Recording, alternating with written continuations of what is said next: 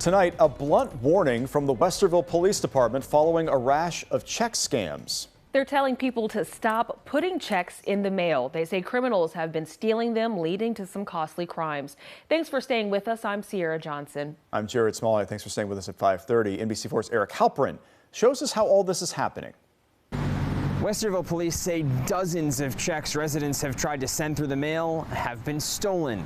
Those checks have then been cashed for a lot more than what they were written for. Criminals taking advantage of people who've been used to sending checks in the mail for decades. Unfortunately, I believe this is a crime that is targeting our elderly populations.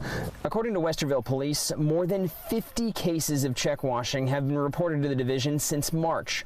Criminals steal checks which have been put in the mail, use chemicals to remove the ink, then change the amount and who they're made out to. Detective Lieutenant Justin Alloway says most of the cases in town involve older community members just trying to pay bills. And we're talking about large sums of money here. You know, people that rely, they may be living paycheck to paycheck. They're just trying to pay their bills that are $50, $100, $200, and all of a sudden they've got $8,000, $9,000, $10,000 stolen from their bank accounts. It's devastating for them. According to investigators, in most cases, the checks have been dropped off at the outdoor boxes at post offices in town. However, police say it's hard to tell exactly where and when the checks are stolen.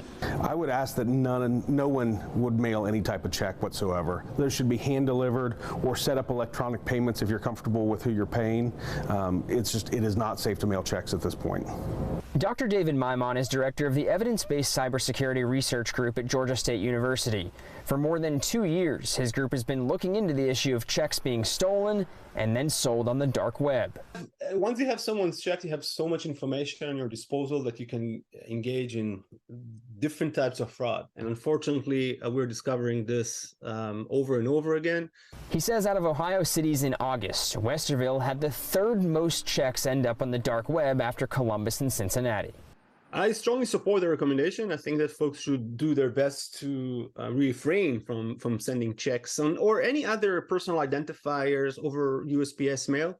And given how complex this can be, Detective Lieutenant Alloway says it can be challenging to identify suspects. He says of the cases they're investigating, 9 people have been arrested and charged. Local for you in Westerville, I'm Eric Halperin, NBC4.